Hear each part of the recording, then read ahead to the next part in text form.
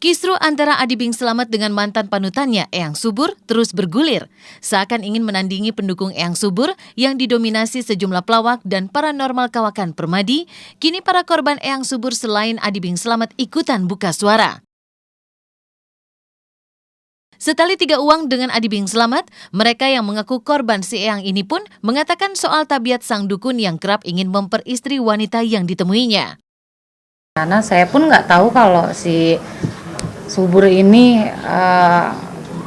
kayak semacam dukun, apa orang pinter, apa-apalah semacam itu gitu. Karena tujuan saya datang ke situ diajak syuting dan selanjutnya diajak untuk nyanyi pada saat itu, Bang. Akhirnya berjalan begitu aja. Saya ditelepon untuk datang ke tempat dia karena ada acara, diajak nyanyi kesini. Saksi hidupnya pertama kali saya dipinta untuk jadi istri ke-7 sama Abah Pak Ujang. Kamu terima lamaran saya, kamu ambil tuh duit, kamu belanja, dia bilang. Tapi dengan sikap yang langsung saya ambil ya, saya langsung ngomong, maaf Yang, saya nggak bisa. Ya, kalau kerugian itu ya kerugian kita ini, akidah kita ya, itu pertama ya, istilahnya agama kita. Kalau yang kedua itu materi itu karena saya harus memberikan honor saya kepada dia. Perseteruan kian runcing karena para korban mulai berani untuk mengungkap apa yang sudah dialaminya. Sebagai orang pertama yang mengungkap geliat Eyang Subur, Adi Bing Slamet nampaknya telah memiliki bukti kuat tentang sepak terjang Eyang Subur. Dari pengakuan Adi diketahui kalau nama seorang mantan petinggi di kepolisian juga nyaris menjadi korban. Lantas, benarkah Eyang Subur akan mengancam mereka yang buka suara? Kenapa dia mau datang ke acara Bapak almarhum Firman Gani di JHCC? Dia ngincer Pak Firman. Dia deketin dulu adiknya Tony, ya. Istrinya dibikin sakit, Mbak Miko, akhirnya meninggal juga. Nah, dia kesal nih, Pak Firman nggak mau deket sama si Subur. Bahkan saya sempat jadi jubirnya. Kita dibikin sesat sama dia, sesat-sesatnya. Kita disuruh tunduk takluk sama dia.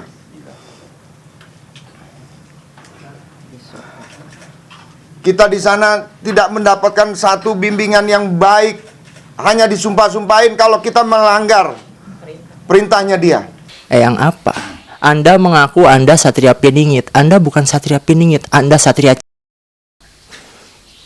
pasang togel tiap hari. Mana buktinya ke Singapura bolak-balik? Nggak pernah dapat. Anda mau saja dibodohi oleh iblis. Ingat Subur, waktumu sudah habis. Pasukanmu sudah tidak ada. Saya yang mengantar keponakan saya Ani ke rumahmu. Maka saya juga yang akan menjemput ke rumahmu. Sosok Eyang Subur sendiri hingga saat ini belum juga menampakkan batang hidungnya. Apakah sosoknya memang subur sesuai dengan namanya? Sejauh ini gambaran Eyang Subur hanya mengacu pada sejumlah foto lawas yang beredar. Di saat Eyang Subur belum juga buka suara, sosok Mbah Lidun yang diduga pernah menjadi penasihat spiritual Eyang Subur membeberkan seputar pribadi Eyang Subur. Namun dari penuturannya, siapa sangka kalau ia adalah orang yang dimintai oleh Eyang Subur tentang bagaimana memajukan usaha jahit-menjahitnya. Enggak, dia mau minta pengarisan itu, lagi waktu jahit. Untuk minta pengarisan? Iya, emang dia mah katanya, dia mah pengen jadi orang kaya gitu. Lagi dulu mah kan lagi waktu jahit mah kan duitnya masih dikit. Tuh pakai jam nggak dibungkus sama emas. Itu, pertama emas. Itu ceritanya, kalau bininya mah udah pakai jam emas, jamnya kecil. Kalau dia mah itu tali-talinya itu dibungkus sama emas. Sombongnya begitu. Saat menjadi panutannya, sudah tentu apa yang dikatakan Eyang Subur adalah sabda. Adi sendiri tidak menduga kalau niatnya untuk meminta pertanggungjawaban Eyang Subur malah menghadapkan dirinya pada sebuah konflik baru.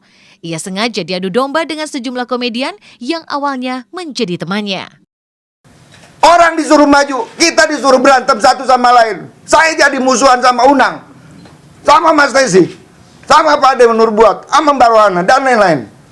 Ini hasut ini iblis.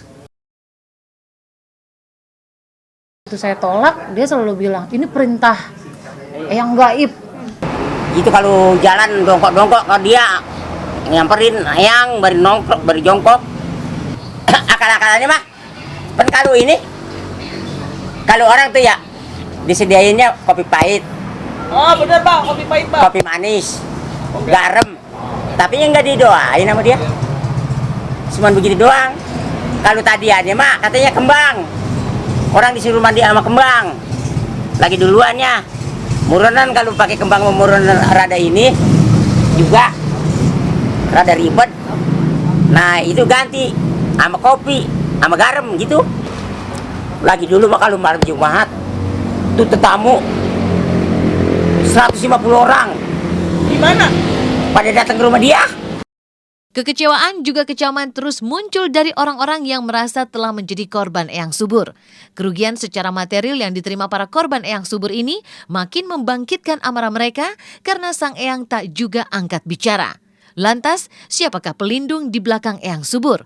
Benarkah ada pelindung lain selain teman-temannya? Ini dia masih ada yang ngelindungin apa enggak? Ada yang ngelindungin, katanya dia juga katanya orang tahu bahwa itu gaib ngelindungin dia gitu. Ini kayak si suburnya itu dia mah udah dilindungi setan kata gitu. Saya minta sama Tuhan yang kuasa yang hidupin saya, yang hidupin orang bareng-bareng. Bagaimana itu si subur? Kalau saya cabut umurnya begitu kan? Kata yang kuasa kata jangan. Enggak boleh kata gitu. Biarin nanti dia dapat sendiri. Begitu. Emang sekarang memang dia memang lagi ini katanya lagi kesempatan nipuin orang. Subur, masih ingat saya? Kamu mau bikin saya mati? Tidak bisa, Subur. Kamu yang harus ingat itu. Kamu sudah menghancurkan hidup saya, kamu sudah menghabiskan harta saya, menghancurkan keluarga saya, mengambil keponakan saya. Ini Al-Quran, Subur. Kita adu sumpah. Sesuai sumpah yang selalu kamu bilang sama saya. Yang habis. Kalau memang saya yang salah, kalau saya yang bohong, kalau saya yang biar saya yang mati. Kalau kamu yang bohong, kamu yang ingat itu, Subur.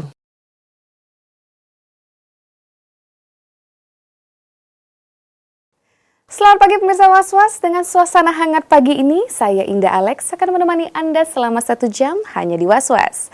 Setelah dibuka dengan kisru antara Adi Bing Slamet dengan Eyang Subur, kabar Was-Was selanjutnya datang dari Julia Perez. Resmi menghuni Hotel Prodeo di Rutan Pondok Bambu, Jupe terus mendapatkan dukungan dari sejumlah sahabatnya. Lantas akankah masalah yang sedang Jupe hadapi saat ini akan bertambah dengan merebaknya aktivitas Jupe di dalam rutan yang kini sedang dipertanyakan oleh pihak lembaga permasyarakatan karena dinilai melanggar peraturan?